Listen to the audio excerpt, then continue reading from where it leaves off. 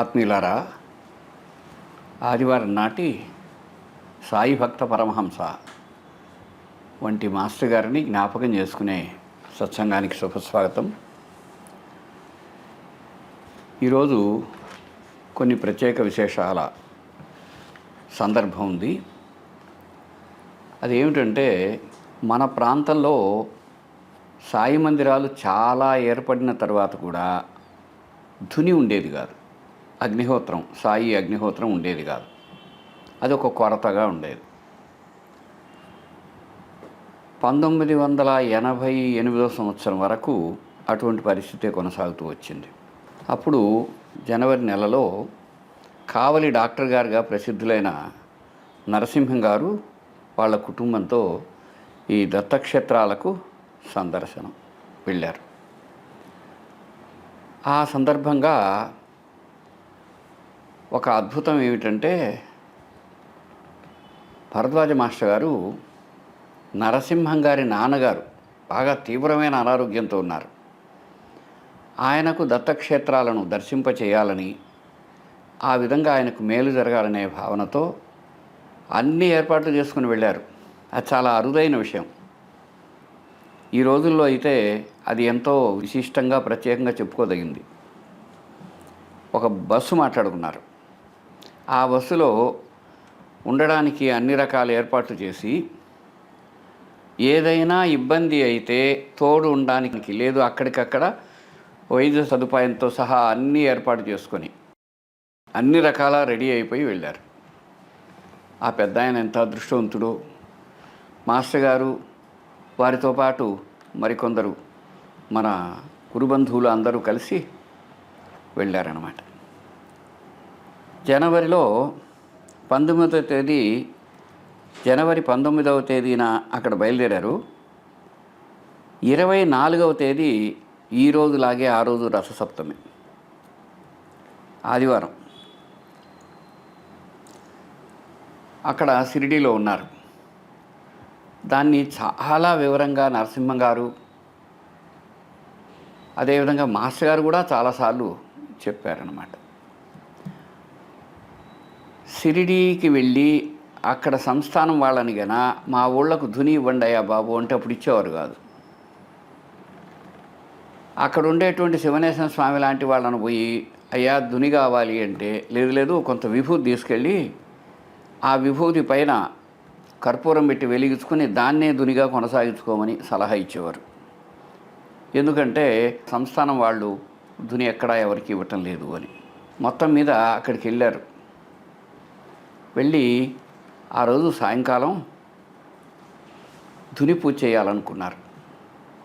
Master గారేమో అంతరంగంలో సాయిని ప్రార్థిస్తూ, ఏ విధంగా అయినా ధుని లభిస్తే అది మన ప్రాంతపు అన్ని మందిరాలలో సాయి దయకు, కృపకు, కరుణకు గుర్తుగా పెట్టుకోవాలి అనే దృష్టితో ఉన్నట్టున్నారు.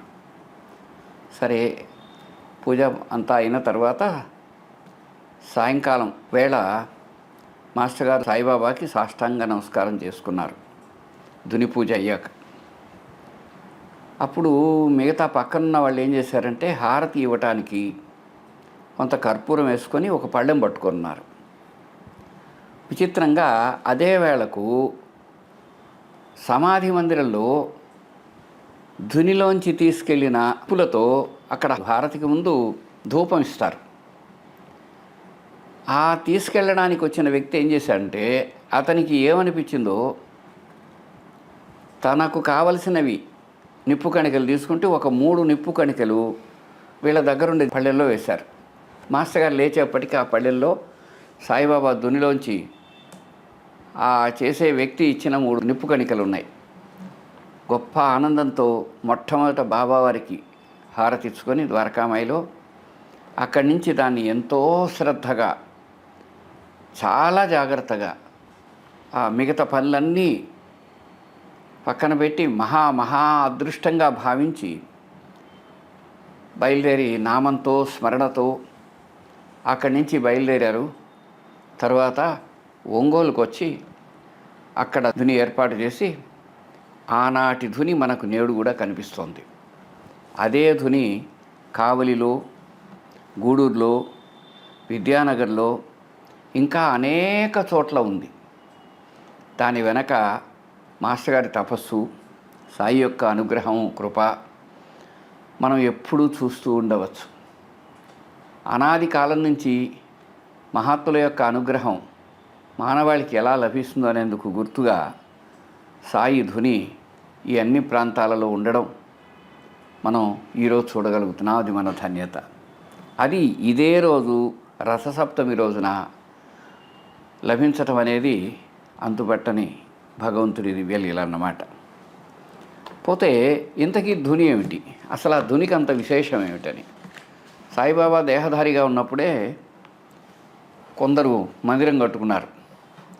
కట్టుకుంటే అక్కడ బాబా మీరు ఉన్నట్టు మాకు ఉనికి ఆధారం కావాలి కదా తండ్రి అంటే, అరే ధుని ఎక్కడరా, ధుని ఉంటేనే నా మందిరం అవుతుంది అని బాబా చెప్పడంతో వాళ్ళు అక్కడ ధుని ఏర్పాటు చేస్తున్నారు. అది పూనా దగ్గర అని చెబుతారు.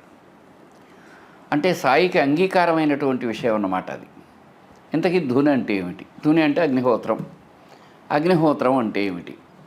మామూలుగా మన ఇళ్లలోనో ఉండే అగ్ని కాకుండా సాధారణంగా ఋషిధర్మం ప్రకారం గార్హపత్యము అంటే మన ఇళ్లలో వాడుకునేటువంటి అగ్ని, వంటకు ఇతరంగా దీపంగానో వెలిగించుకునేవి.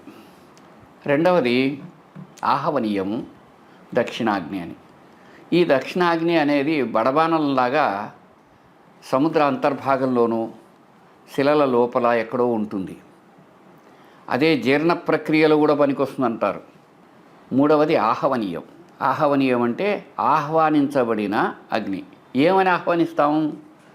మన దేశంలో ఇంతవరకు భూమి మీదకు వచ్చిన ఋషులను, జ్ఞానులను, తపోమూర్తులను, వారి తపస్సును ఆహ్వానించి అగ్ని రూపంగా ప్రార్థించటమే ఆహవనీయం అంటే. మరి మామూలు భాషలో చెప్పుకుంటే దానికి అర్థం ఏంటంటే, ఎవరైనా ఒక ఉత్తమ గురువును అనుసరించే శిష్యుడు ఒకరు కానీ ఎంతమంది అయినా ఆయనను సేవిస్తున్నారు. వారు దేహం విడిచేశారు. ఆ మరుక్షణం నుంచి ఆ గురువు గారికి ప్రతిగా అగ్నిని సేవించవలెను. ప్రాచీన భారతీయ మహాత్ముల అందరి తరపున ప్రత్యేకంగా ఎవరికి వారి గురువుకి యొక్క ప్రతిరూపంగా కూడా వారు దేహత్యాగం చేసిన తర్వాత నిజమైనటువంటి సత్శిష్యుడు, భక్తుడు సేవించవలసింది అగ్నిని. అందుకనే ఋగ్వేదంలో మొదటి మంత్రాన్ని దానికి ద్రష్ట అయినటువంటి విశ్వామిత్ర మహర్షి అగ్నిమీలే పురోహితం అని చెబుతారు. ఆ అగ్నిమీలే అంటే అర్థమైంది, అన్నిటికంటే ప్రాథమికమైనటువంటిది, భగవంతుడికి ఋషులకు ప్రతిరూపమైనది ఏమిటి అంటే అగ్ని. అందుకని మనం ఋషి సంప్రదాయాన్ని అనుసరించి సాయి భక్తులైన వారు బాబా యావజ్జీవితం నిర్వహించింది ఏమిటి? అగ్ని, ధుని అని. మీ పాపాలు దహించటానికి ఈ ధుని ఉందన్నారు ఆయన. అదేవిధంగా అటువంటి సత్పురుషుడైన వెంకయ్య స్వామి వారిని కూడా మనం ఇక్కడ జ్ఞాపకం చేసుకోవచ్చు. ఆయన కూడా నిరంతరం అగ్నిహోత్ర పరాయణుడు. తమ గురువుకు ప్రతిరూపంగా అగ్నిని వేల్చటం ఉత్తములైనటువంటి మహానుభావుల యొక్క సంప్రదాయం అన్నమాట.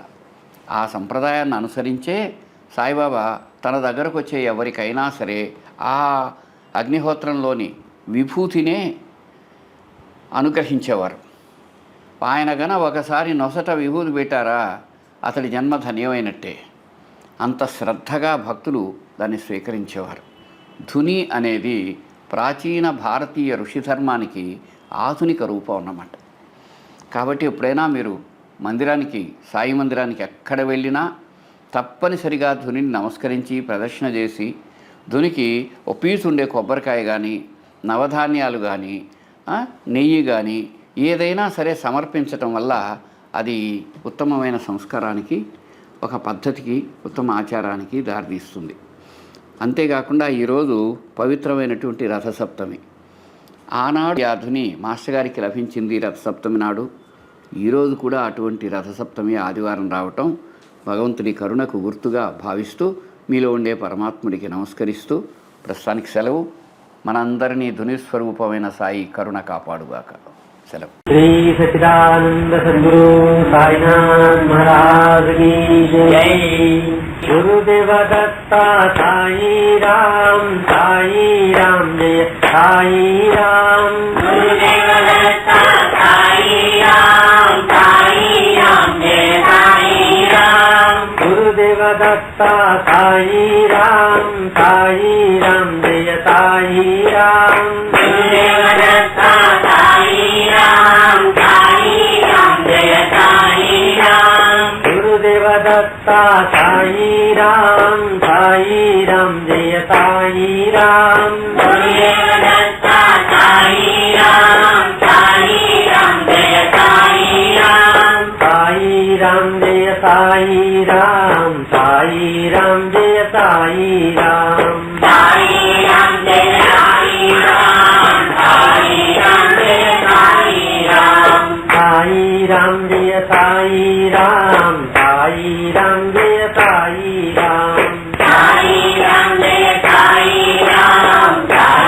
राम जय साई राम. साई राम जय साई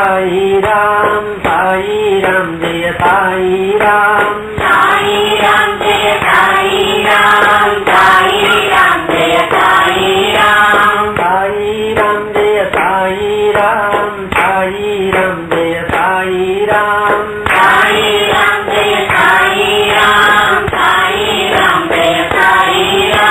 साई राम जय साई राम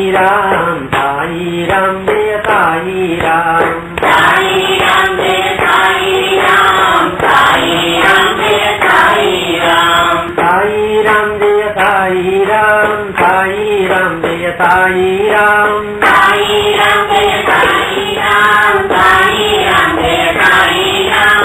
साई राम जय साई राम जय साई राम. साई राम जय साई राम जय साई राम. साई राम जय साई राम जय साई राम. साई राम जय साई राम जय साई राम. साई राम जय साई राम जय साई राम. साई राम जय साई राम जय साई राम. श्री सच्चिदानंद सद्गुरु साईनाथ महाराज की जय.